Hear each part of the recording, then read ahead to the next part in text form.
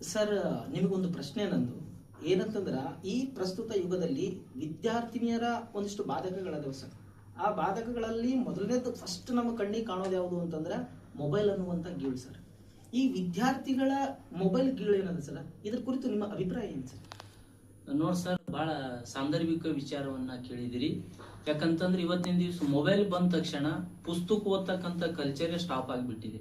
ಹಾಗಾಗಿ ಮೊಬೈಲ್ ಯಾರ ಕೈಯಾಗ ಅತಿ ಹೆಚ್ಚು ಇರ್ತದೋ ಅವ್ರ ಕೈಯಾಗ ಪುಸ್ತಕ ನಿಂದ್ರಲ್ಲ. ಇದು ಸೈಕಾಲಜಿ. ಯಾರ ಕೈಯಾಗ ಅತಿ ಹೆಚ್ಚು ಪುಸ್ತಕ ಇರ್ತದೋ ಅವ್ರ ಕೈಯಾಗ ಮೊಬೈಲ್ ನಿಂದ್ರಲ್ಲ. ಹಾಗಾಗಿ ಮೊಬೈಲ್ ಅತಿ ಹೆಚ್ಚು ನೋಡೋರು, ಟಿವಿ ನೋಡೋರು ಟಿವಿಯಾಗ ಬರಲ್ಲ. ಯಾರು ಟಿವಿ ನೋಡಲ್ಲ ಅವ್ರು ಟಿವಿಯಾಗ ಬರ್ತಾರ. ಆ ಟಿವಿ ನೋಡಾಗ ನಾವು ನೋಡ್ಬೇಕು ಸರ್.